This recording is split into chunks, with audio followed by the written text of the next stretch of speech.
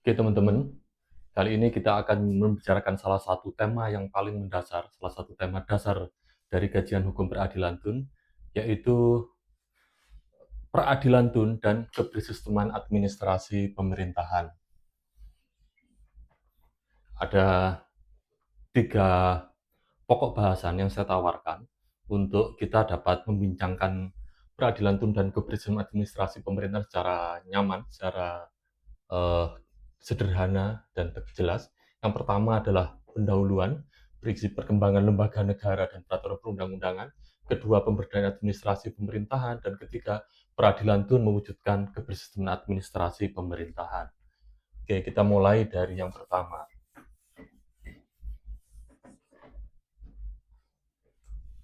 Pada pendahuluan ini, kita membicarakan tentang perkembangan lembaga negara dan peraturan perundang-undangan. Sebagaimana kita ketahui, saat ini ada ribuan lembaga negara di Indonesia, pusat maupun daerah, juga lembaga negara independen. Teman-teman bisa search di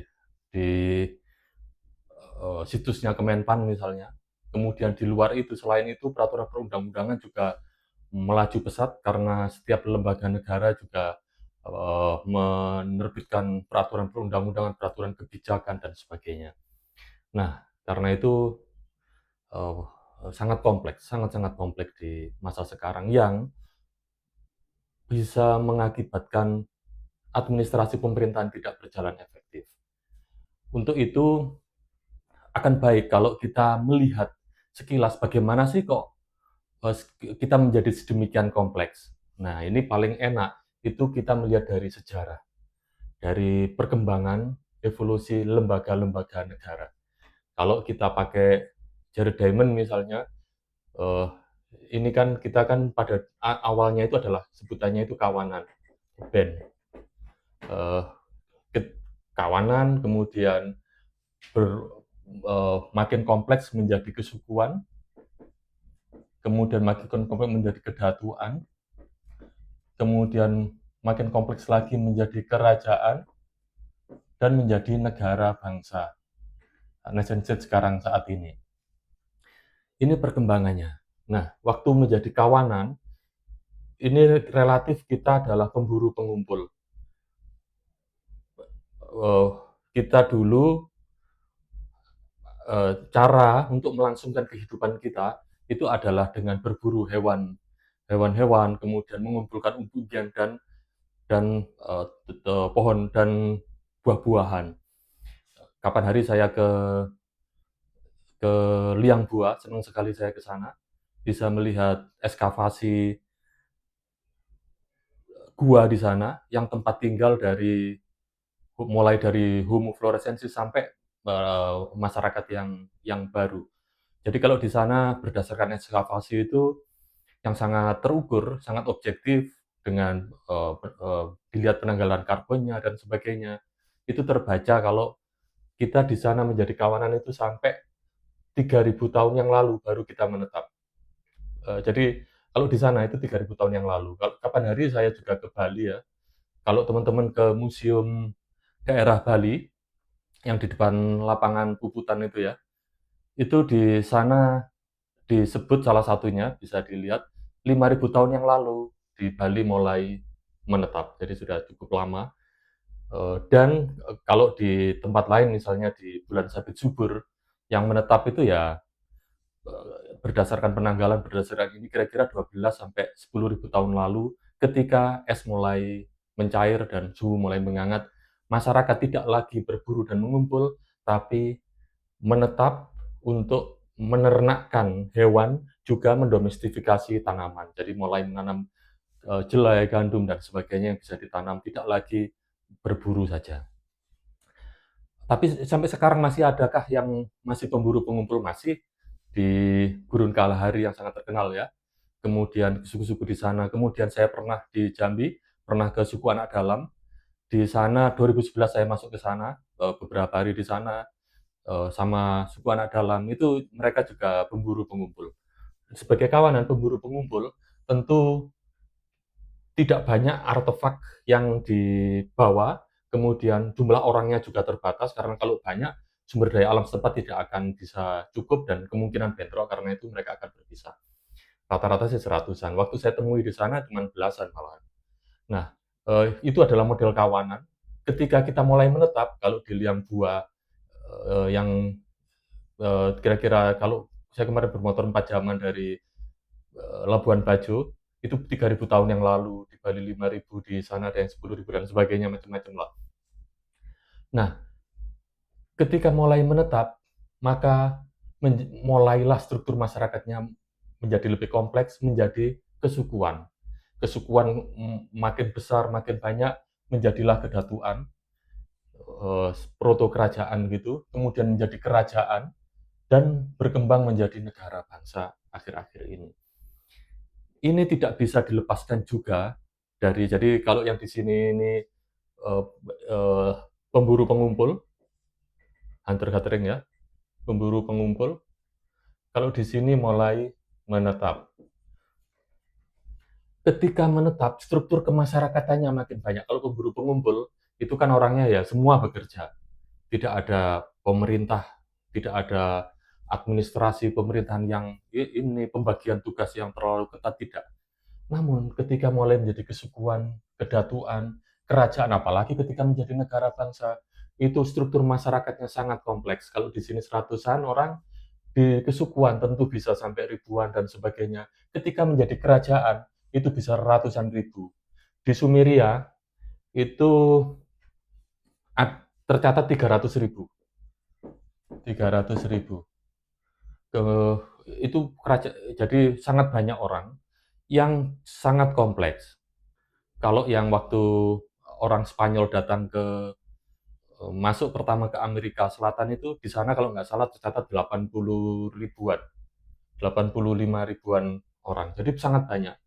Kalau sudah sangat banyak, tentu membutuhkan struktur pengaturan yang lebih kompleks. Untungnya, perkembangan manusia itu selalu adaptif dengan tantangan zaman untuk melangsungkan kehidupannya. Jadi ketika di sini pemburu pengumpul ini orang hukumnya, media komunikasinya itu adalah lisan. Kira-kira mungkin sampai kedatuan sini lah ya, macam-macam lah kira-kira sampai ke sini. Tapi ketika mulai kedatuan akhir atau kerajaan, ini sudah mulai menemukan tulisan. Jadi kita menemukan tulisan, setelah menemukan tulisan, hukumnya kalau di sini itu adalah waktu masih kawanan, hukumnya adalah hukum secara lisan, hukum alami sebutannya, sebut Prof. Arif. Ketika menjadi menetap, hukumnya dilangsungkan secara tertulis, maka hukumnya menjadi hukum artifisial, dibikin oleh penguasa. Kita menemukan tulisan, salah satu tulisan hukum yang tertua itu adalah Kode Hammurabi, 3.700 sampai 4.000 tahun yang lalu, yang sekarang ada di Museum Louvre di Paris. Di sana obelisk batunya itu yang termuat Undang-Undang Hammurabi. Itu adalah undang-undang di antara yang masih kita simpan, yang kita temukan saat ini.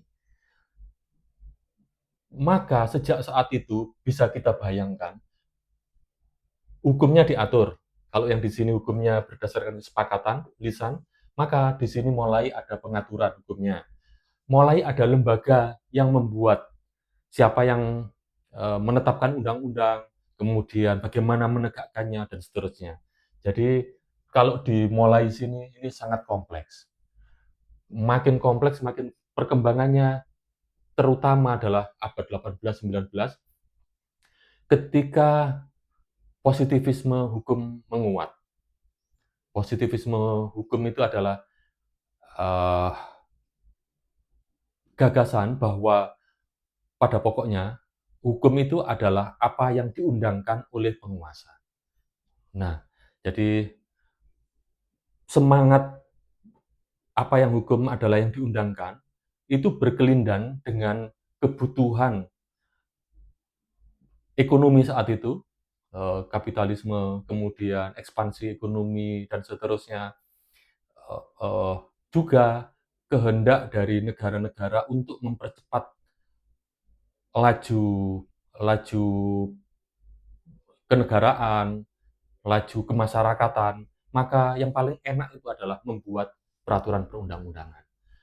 Maka dengan demikian, mulai abad 18, 19, puncaknya, kalau tadi antara kata Dupret itu adalah pasca Perang Dunia Kedua, itu sangat banyak sekali lembaga-lembaga negara, kemudian makin banyak, kemudian makin banyak juga tentu peraturan perundang-undangan. Saat ini di Indonesia saja, kalau teman-teman lihat di peraturan.go.id ada lebih dari 60.000 peraturan perundang-undangan. Yang di luar itu mungkin ada makin banyak, misalnya peraturan kebijakan dan seterusnya, tentu sampai ratusan ribu. Nah, dalam konteks demikian, dalam keadaan demikian, maka tantangan negara saat ini, isunya adalah yang pertama tentu adalah hiperregulasi yang sering dibincang, juga hiperlembaga ya. Karena itu sering kita dengar, wah ini terlalu banyak lembaga, terlalu apa, harus disederhanakan dan sebagainya. Itu yang sering kita dengar. Kemudian kedua adalah yang tadi, cara berpikir yang sangat positivisme hukum, dan juga tentu berkaitan dengan relativisme moral, tapi kita bincang lebih panjang di lain hari. Pada pokoknya, kalau anggapan bahwa hukum itu adalah apa yang tertulis saja, implikasinya maka nalar moral, kemudian kelembutan hati yang tidak melihat hukum tertulis saja, tidak melihat pada struktur kekuasaan saja, itu menjadi melemah. Jadi ada pelemahan dari yang non hukum yang biasanya diajarkan terutama oleh para guru-guru, para budayawan, agamawan. Kalau semuanya yang hukum itu dianggap adalah yang diatur oleh negara saja, yang ditetapkan oleh penguasa saja, tentu akan ada penurunan dari apa ya, dari nilai-nilai yang mestinya tidak, bahwa hukum itu tidak hanya yang tertulis saja. Nah, itu tantangan kita saat ini juga dalam pemerintahan. Kemudian tantangannya lagi adalah yaitu kalau sudah begitu maka hukum menjadi akal budi instrumen saja. Hukum menjadi alat saja. Jadi kalau orang mau bertengkar dengan orang lain, selalu menggunakan instrumen hukum. Pemerintah ketika mau membuat apapun yang mungkin tidak sesuai dengan prinsip-prinsip moral, itu menggunakan instrumen hukum. Nah, itu yang menjadi masalah. Tapi tentu masalah yang terbesar yang saat ini berkaitan dengan administrasi pemerintahan itu adalah hiperregulasi dan hiperlembaga negaraan yang dapat mengakibatkan tidak efektifnya pemerintahan. Kalau pemerintahannya tidak efektif, apa yang terjadi? Yang terjadi kalau kata Francis Fukuyama, dia bilang ya negara akan dibajak oleh perusahaan multinasional, oleh teroris, oleh lembaga-lembaga non-pemerintahan, kemudian oleh para preman, bandit, dan seterusnya. Nah, itu yang akan terjadi. Atau dalam bahasanya Acemoglu dan Robinson, negara akan menjadi ekstraktif. Jadi kira-kira begini, harusnya kan negara itu kan menjadi negara yang inklusif.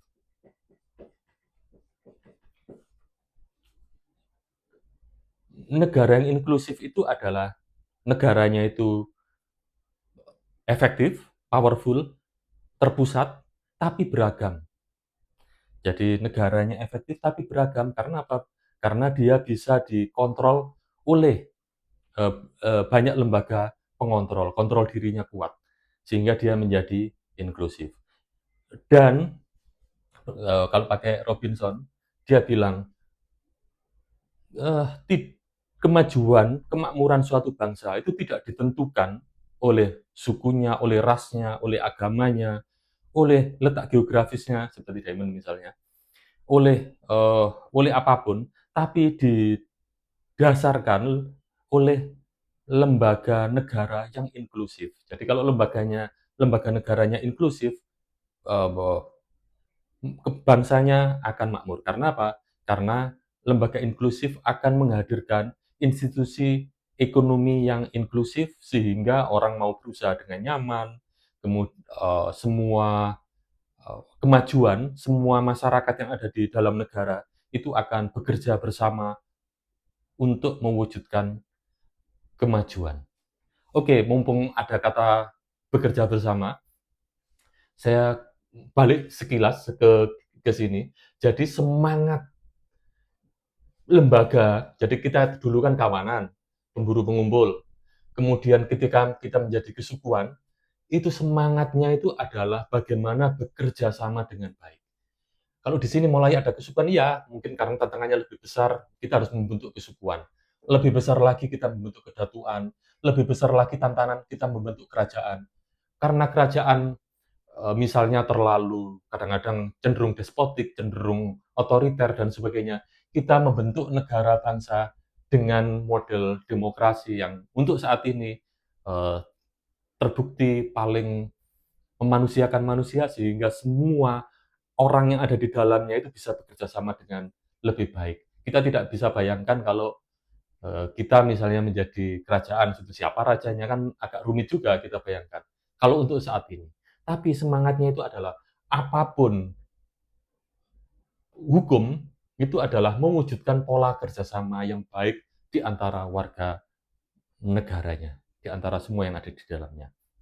Nah, jadi pertama di pendahuluan ini kita membicarakan tantangan mewujudkan administrasi pemerintahan untuk mewujudkan negara yang inklusif, untuk mewujudkan pola hubungan, kolaborasi yang baik di dalam negara itu.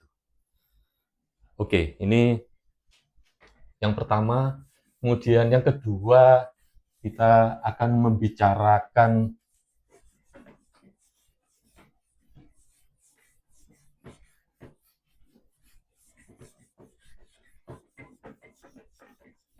sebentar. Kita akan membicarakan pemberdayaan administrasi pemerintahan atau kebersisteman administrasi pemerintahan. Saya gunakan kata pemberdayaan sengaja memang ya kayak kayak bukunya Fukuyama juga Empowering State itu, tapi tidak seperti itu. Tapi juga semacam dalam tanda petik kritik ya.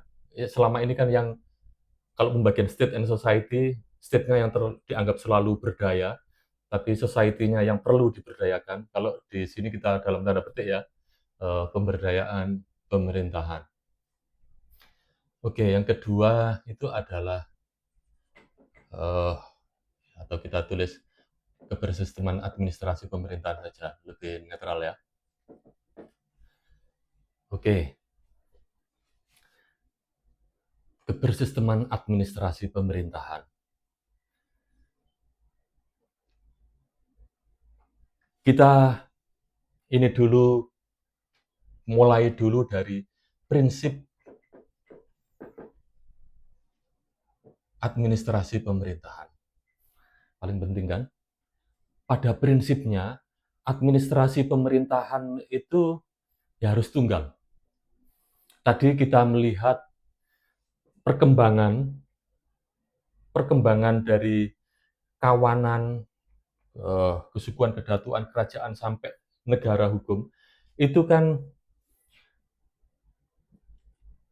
bagaimana mengorganisir kekuasaan dengan baik, mengorganisir masyarakat melalui pola hubungan kekuasaan yang baik.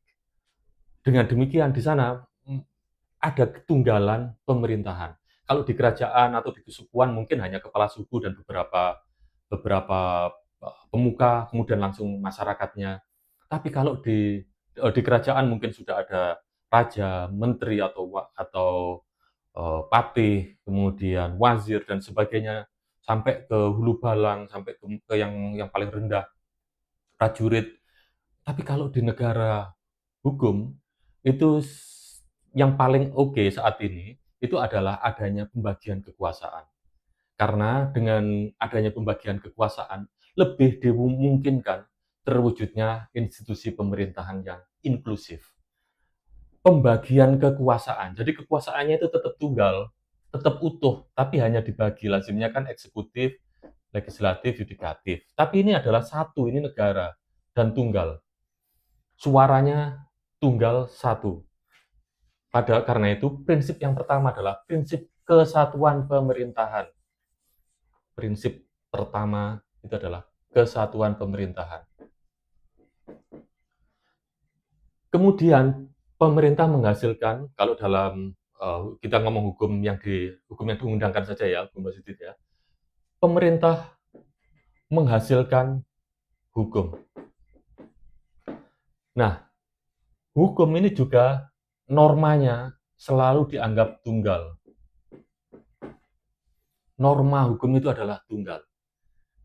Saya lebarkan, bukan yang diundangkan saja. Asas kesatuan norma. Normanya satu, tunggal. Jadi, tadi kita ngomong misalnya ada kekuasaan negara di legislatif, eksekutif, yudikatif. Normanya itu harus tunggal. Kalau di legislatif bilang, orang mau bikin izin usaha, itu harus memenuhi syarat A, B, C misalnya. Maka eksekutif ketika mau memberikan izin kepada seseorang, dia harus memenuhi A, B, C tersebut. Yudikatif ketika akan menilai apakah orang itu sudah memenuhi atau tidak, juga menggunakan parameter yang sama. Ini adalah normanya tunggal. Kesatuan norma.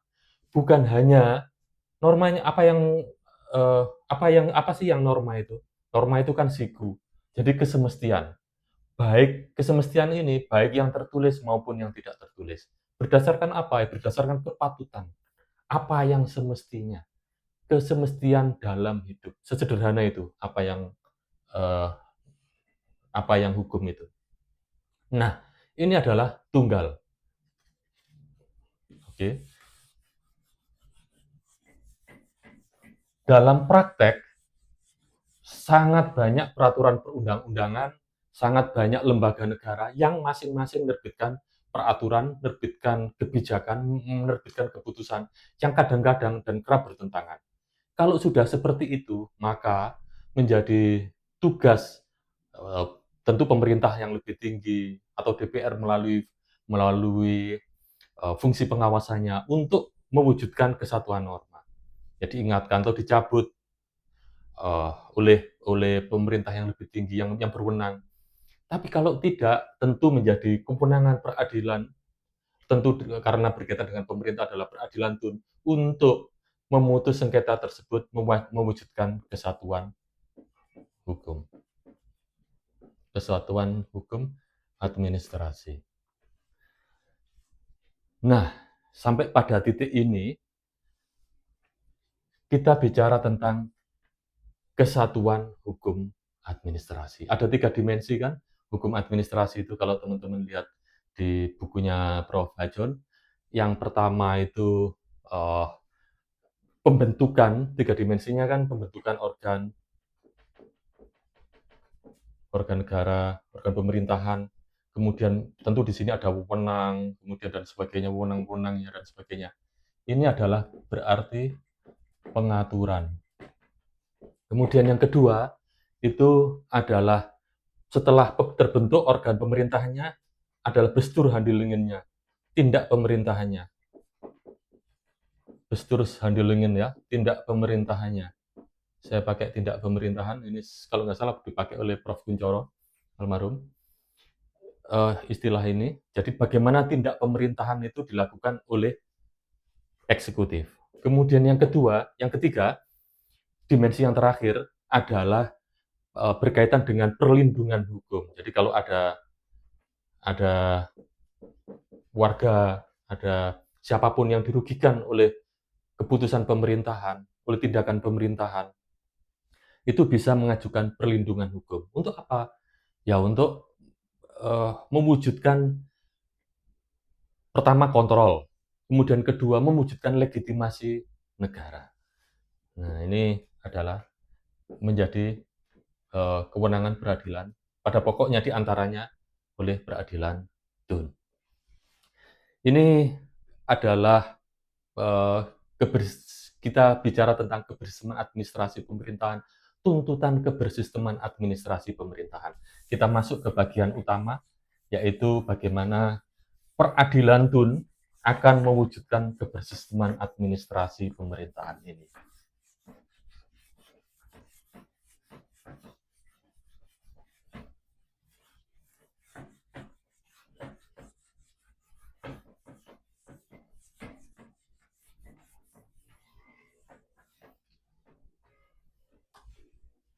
Oke, jadi kehendak kebersisteman ini tadi kan berimplikasi pertama, kalau berkaitan dengan legislatif pengaturannya, ya tentu pemerintah, DPR dan pemerintah ketika membuat peraturan, ya harus yang sekoheren mungkin, sebaik mungkin.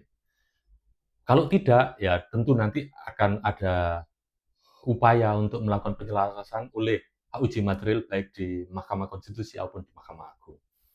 Kemudian kedua, tindak pemerintahan yang sudah kita bincangkan, tindak pemerintah harus melaksanakan semua peraturan yang dibikin bersama dengan oleh legislatif, juga peraturan-peraturan lain sebagai peraturan turunan, melaksanakan prinsip-prinsip hukum yang tidak tertulis juga atau AUPP. Kemudian, nah itu ya. Tapi kalau ternyata pemerintah dalam pelaksanaan tugasnya uh, dianggap bertentangan, dianggap merugikan, maka orang bisa mengajukan gugatan ke peradilan Tun dan peradilan Tun harus memutus sengketa tersebut bukan meminjam kata Prof. Siddhartha, bukan hanya bersifat problematikal, menyelesaikan sengketa saja, bukan hanya ini saja, tapi juga harus secara sistematisasi. Melakukan bersifat sistematisasi, yaitu menempatkan putusannya dalam kerangka hukum yang lebih luas, memperbarui sistem hukum yang ada, mengupdatekan. Nah, itu adalah fungsi peradilan Tun. Oke, kita masuk ke bagaimana peradilan Tun mensistematisasi administrasi pemerintahan. Kita tahu tadi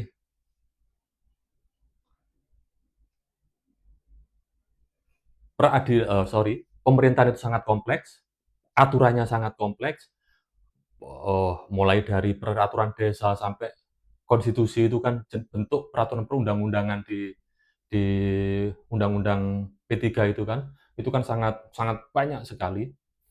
Ada puluhan ribu peraturan. Tentu ya masing-masing ketika didasarkan dan terbit menjadi keputusan atau tindakan itu sangat mungkin bermasalah. Sangat mungkin tumpang tindih, merugikan orang dan sebagainya. Nah, terhadap hal tersebut maka peradilan Tun akan mengadili perkara tersebut, memutus perkara tersebut. Dan putusan peradilan Tun pada prinsipnya itu dianggap sesuai dengan sistem administrasi pemerintahan. Ini mendasar sekali. Putusan peradilan Tun itu pasti sesuai dengan sistem administrasi pemerintahan. Mengapa demikian? Kok pasti sesuai dengan sistem administrasi pemerintahan? Pertama, kalau dalam tinjauan HTN, ya pembagian kekuasaan, eksekutif, legislatif, yudikatif, UUD 45 sudah menetapkan hal tersebut. Menetapkan kompetensi adanya peradilan Tun yang kompetensinya adalah mengadili sengketa-sengketa Tun. Jadi secara HTN itu ada peradilan Tun yang kalau misalnya kita tarik ke teori-teori syarat negara hukum itu ya selalu ada peradilan administrasi. Kemudian kedua, dalam tataran normatif, peradilan tun itu adalah bagian di UUAP itu telah dideklar secara tegas pasal 1 angka 18 ya, bahwa pengadilan adalah pada pokoknya adalah peradilan tun. Pengadilannya itu adalah pengadilan tun. Jadi di UUAP ketika semua menyebut ke pengadilan, tergugat pejabat wajib mematuhi putusan pengadilan misalnya, itu pengadilannya adalah pengadilan tun karena P-nya besar. Dengan plus batang tubuh UUAP itu semua menegaskan kewajiban pejabat untuk melaksanakan putusan pengadilan tun. Jadi pengadilan tun itu adalah berada dalam sistem administrasi pemerintahan. Ini dari UUAP. Kemudian secara faktual dari Undang-Undang PTUN misalnya dan yang terkait UUAP juga, bagaimana peradilan tun itu benar-benar sesuai dengan administrasi pemerintah, sesuai dengan sistem pemerintahan. Kalau teman-teman lihat hukum acara peradilan tun, di sana misalnya ada upaya administratif. Jadi kalau ada upaya administratif, selesaikan dulu misalnya. Upaya administratif itu apa? Ini adalah upaya warga yang dirugikan oleh keputusan atau tindakan administrasi pemerintahan. Dia ngadu ke pejabatnya, kemudian banding ke atasannya, dan seterusnya. Kalau itu nggak berhasil, baru ke peradilan tun. Menunjukkan apa? Menunjukkan bahwa orang tersebut sudah memang dirugikan oleh keputusannya, oleh pemerintah. Itu pertama. Kedua, ada dismissal. Pasal 62 UU TUN. Dismissal proses oleh ketua. Ketua menyaring dulu. Oh, ini memang kewenangan peradilan tun. Ketika ketua ngomong ini memang kewenangan peradilan tun, berarti bisa diperiksa di peradilan tun, berarti nanti akan bisa dieksekusi di peradilan tun, dilaksanakan. Sebaliknya kalau menurut ketua ini nggak bisa diselesaikan di peradilan tun, maka tentu ketua akan mendisnya. Ini misalnya diselesaikan di peradilan lain. Kemudian ketiga,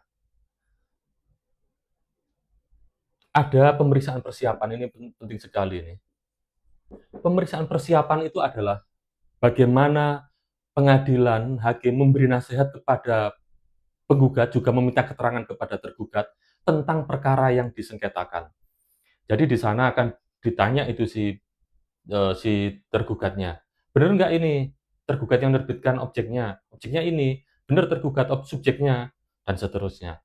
Kalau tergugat bilang oke, dan seterusnya, maka sengketa itu akan pada pokoknya subjeknya benar, objeknya benar, dan sengketa akan dilanjutkan. Kalau tidak, ya tentu bisa di NO.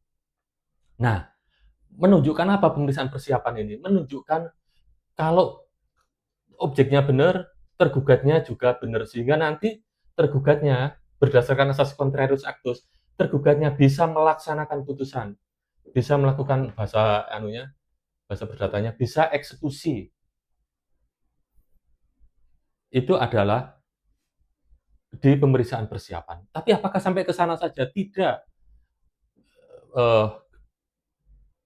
Ada namanya penemuan kebenaran material dan hakimnya aktif. Hakim aktif kebenarannya material. Untuk apa sih ini?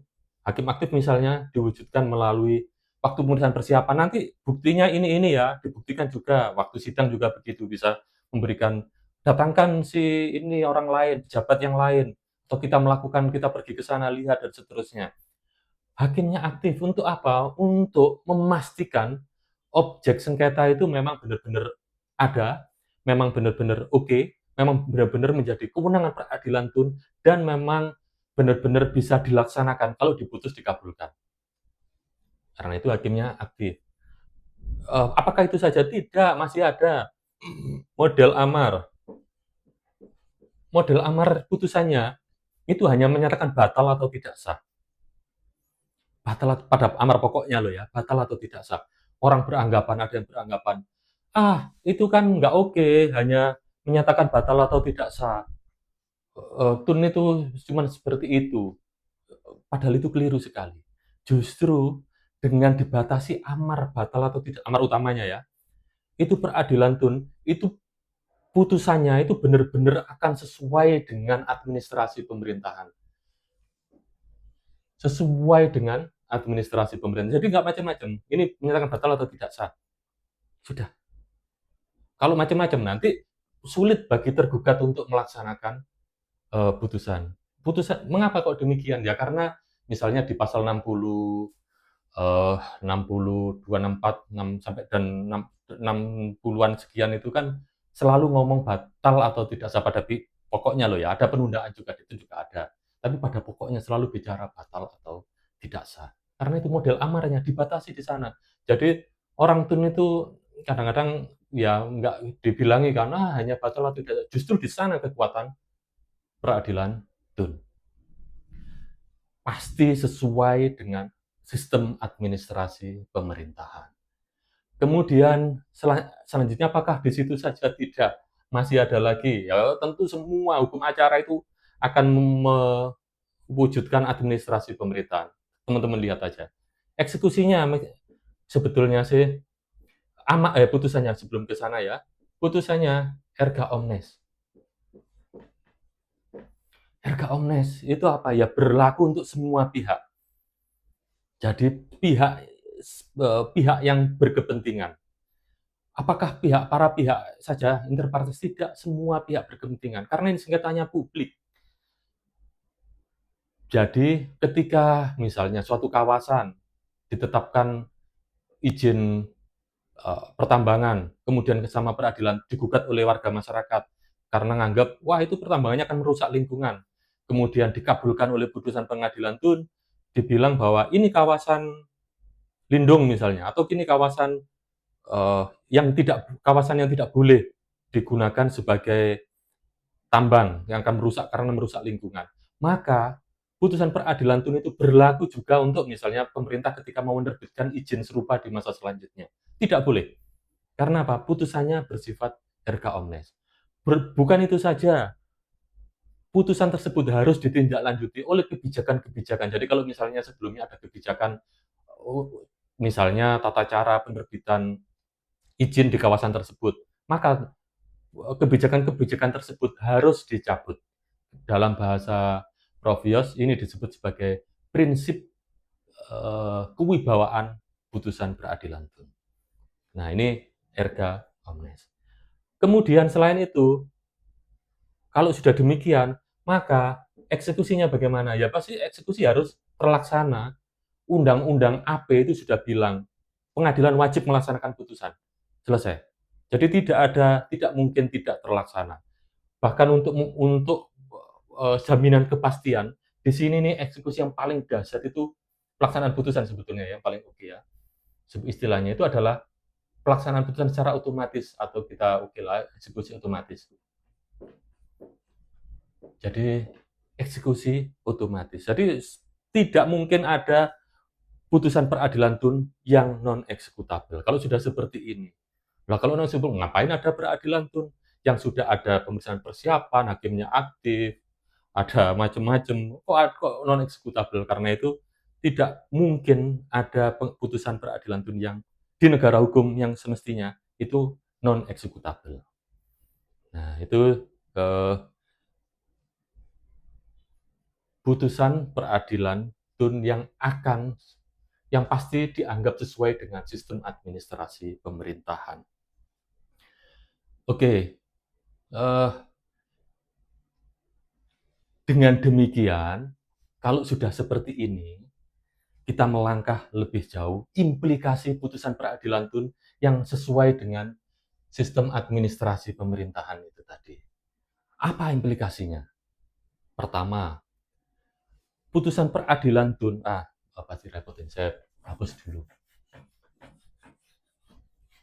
Ini kita bicara kesemestian-kesemestian. Tapi ingat, dalam hukum selalu ada pengecualian. Misalnya, putusan peradilan tun pada pokoknya harus tereksekusi, dan memang harus tereksekusi. Tapi ada pengecualian kalau benar-benar tidak bisa dilaksanakan, misalnya tanahnya yang menjadi objek sengketa hilang akibat likuifaksi atau hilang karena abrasi, benar-benar hilang nggak bisa ya, tentu itu ada. Tapi pada pokoknya semua hal itu bisa dieksekusi ya, dan nggak oke kalau dibuka kemungkinan untuk boleh tidak eksekusi ya, nggak ada negara hukum nanti, nggak wibawa. Oke, karena putusan peradilan tun itu sesuai dengan sistem administrasi pemerintahan, maka implikasinya apa?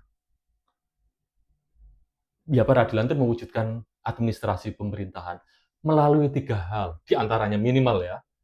Yang pertama, bahwa negara Indonesia itu adalah negara hukum loh. Peradilan tun itu adalah pengejawantah, di antara pengejawantah trias politika, pengejawantah konsep negara hukum. Adanya rule of law, adanya Rechtsstaat.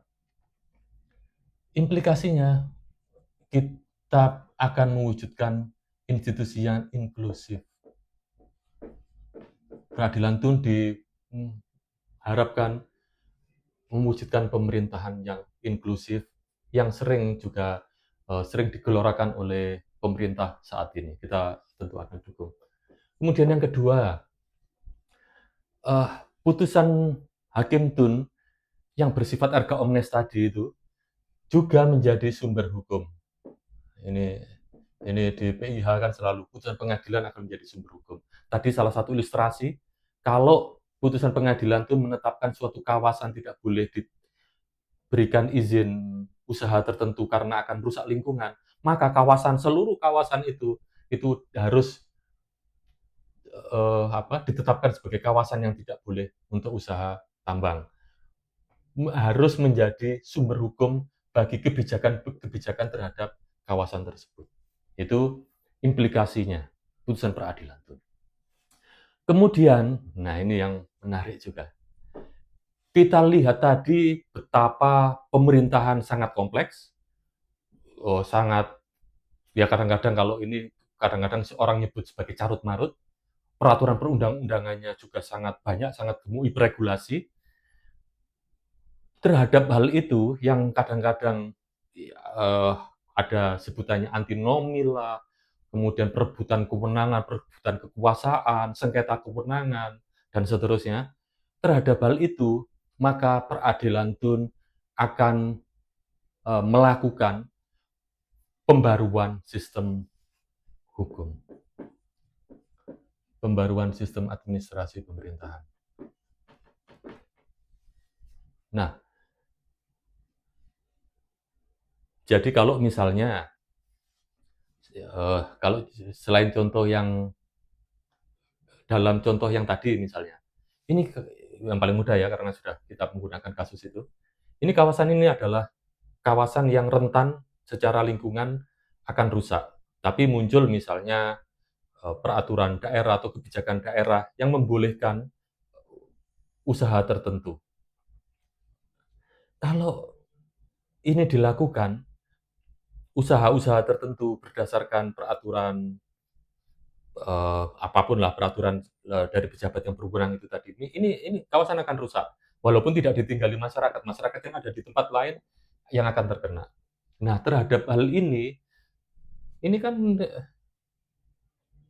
ingat, hukum itu tidak yang tertulis saja, tapi ada juga kesemestian-kesemestian yang tidak tertulis. Misalnya dalam hal lingkungan ya tentu terjaganya, terlindunginya lingkungan hidup secara baik.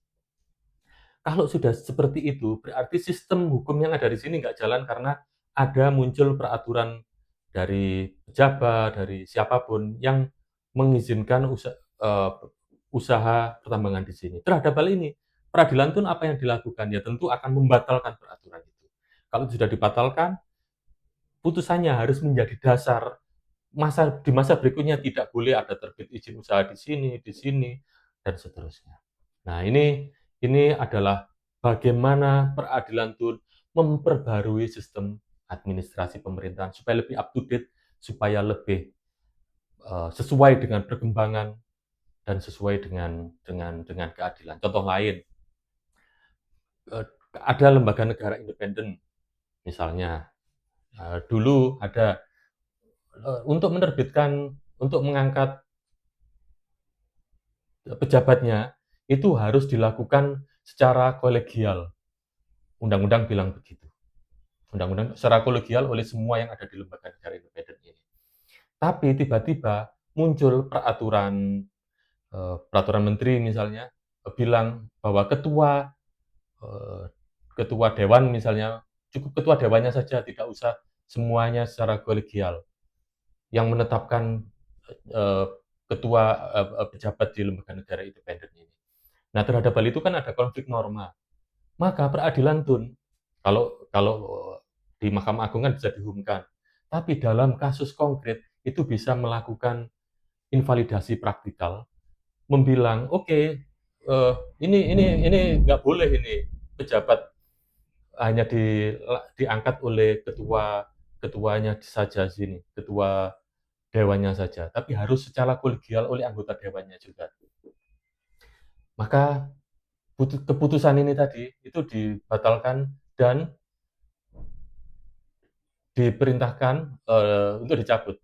Terus bagaimana? Maka implikasinya peraturan yang ada di sini tadi, yang oleh dewan, yang membolehkan dilantik oleh ketuanya saja, itu harus dan telah diubah sehingga dilakukan secara kolegial oleh semua anggota dewan yang ada di sini. Itu adalah bagaimana peradilan Tun mewujudkan kebersisteman administrasi pemerintahan. Jadi semuanya nyaman, semuanya oke, semuanya menjadi percaya, legitimasi menjadi kuat, menjadi tenang, pola hubungan menjadi enak. Kira-kira demikian perbincangan kita, bagaimana peradilan Tun mewujudkan kebersisteman administrasi pemerintahan, mewujudkan institusi pemerintahan yang inklusif, mewujudkan pola hubungan yang baik di antara pemerintah maupun pemerintah dengan masyarakat, dan mewujudkan negara hukum